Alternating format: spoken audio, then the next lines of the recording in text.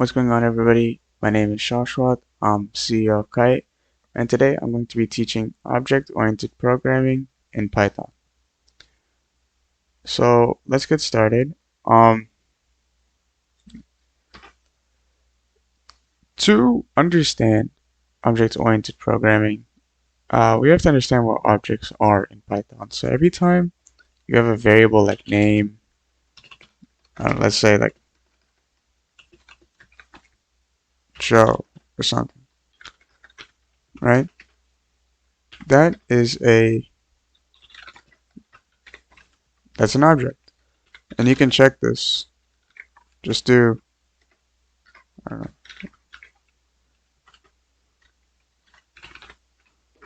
print type of the variable, and then you get class string. So this is a string object. Or you can make this age and something like 15. Oh, sorry, I forgot to change age. And then you get, this is an integer class, integer object.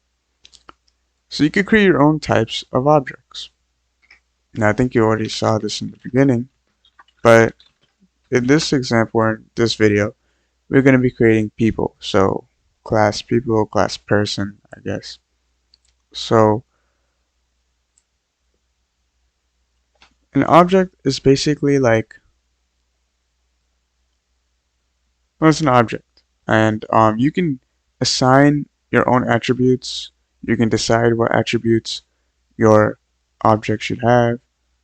You have full control over your object, pretty much. So how do you define what attributes your class should have? So you have to first make a constructor. What does a constructor look like in Python? Well, it looks like this. Def init. So self is something you'll see a lot when doing object-oriented programming, when using a class. I'll get into that later, but for now, let's think about what parameters are there when uh, dealing with a person. Probably their name, probably their height, probably their weight, and I don't know, maybe their hobby, or something more, maybe their IQ. It can be an integer.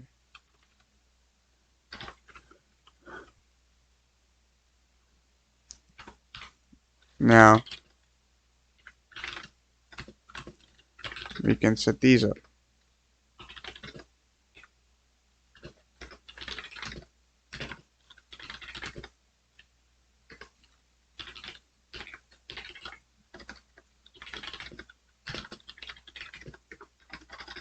So you might be asking what I'm doing here, why I'm doing self dot, and what's the point of this?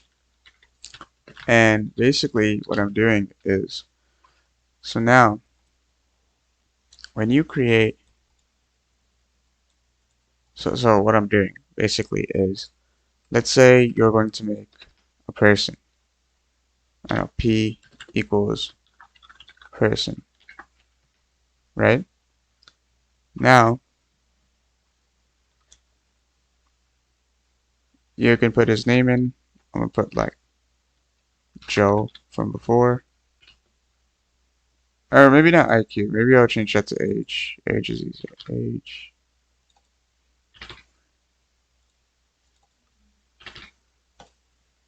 Okay, so Joe, I don't know, uh, like 65 inches, 140 pounds, age 14. So now, this is an object. Just like how we said name, sorry, name, or no, sorry, like score or something equals 15, this is an object. This is also an object. You can actually, I think, print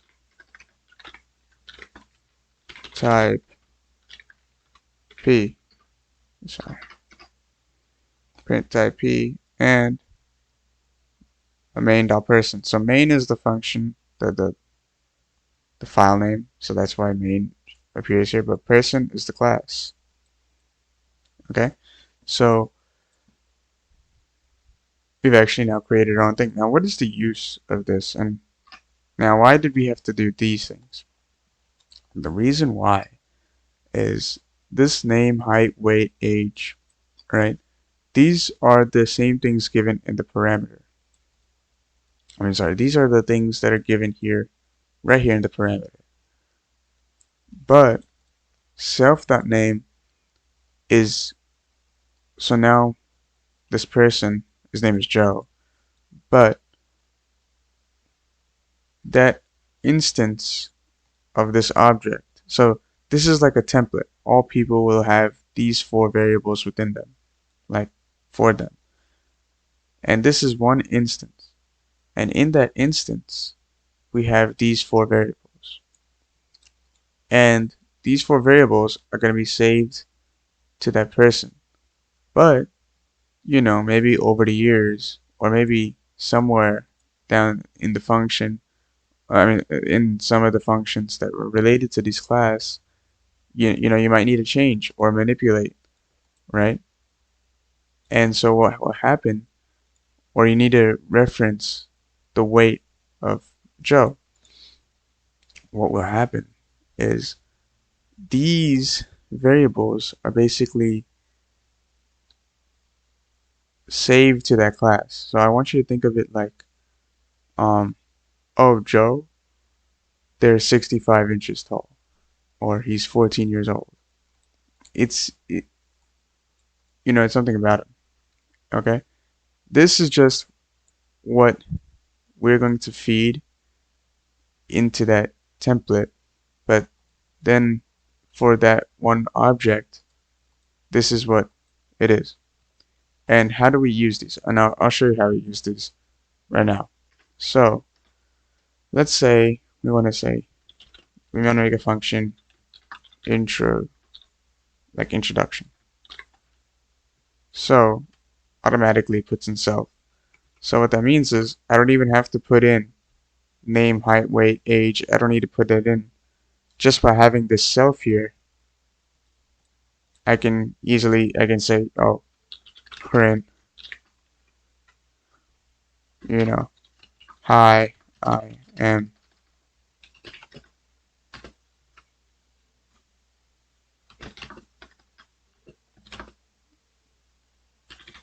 self.name.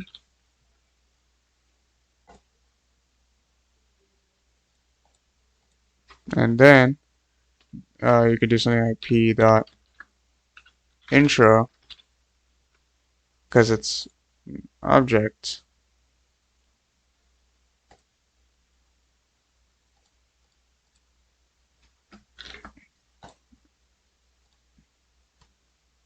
Boom, it says hi, I'm Joe. And we can change, so maybe it's not Joe, maybe his name was Adam. I am Adam. So that's the thing. That's why they do self.name, self.height. So now every function here, def, every function is not going to need you to put in these parameters about the object. It'll be saved in this self variable. So that's sort of the essence of object-oriented programming. Obviously, there's a lot more we could get into, things like modifying these attributes. Maybe sometimes your height changes, your weight changes. Um, you know, there could be a different function like the update age, sorry. And it could be like, you know, self dot age equals, yeah, self dot age plus equals 1. And so now that means it's going to increase the age by 1. And of course, you do that every year. These things, you can change that. That's modifying an attribute. Then you can have multiple classes. Um, you can have multiple people. So P is one. I don't know. Let's Q person. Let's do like John. He's 70 inches tall, really tall, 5, 5'10", and then 5'10", 160, and he's 17. Let's see Q dot intro. Boom. Hi, I'm Adam. Hi, I'm John. So this is just the beginning. I'll probably make more videos on inheritance, on um, you know, other class, like how classes would interact with each other, class attributes, and there's something called static methods as well. But those are all really complicated. If you want the beginning, like this is probably um, most of what object-oriented programming is. Obviously, you know, I'm just giving you the tools. If you really want to know how it works, very deep, you have to kind of, do it yourself. Um, if you want, just comment below that you want an example project to it, or you could even search up on Google projects for object-oriented programming and attempt them. Attempt them. Um, so yeah, maybe you can even create a class of classes, right? So like school classes. I mean, where you can say number of students, class type like math, English, then room number of the class, like what room it's located in, difficulty, AP level, honors, or like very hard, easy. Um, you know, you can create a class of those. So, you try and experiment, create your own classes, and then stay tuned for the next videos talking more in depth about some of the more complicated things. But until then, please be up to date. Thank you for watching the video. Be sure to follow our Insta and join our Discord. Stay tuned.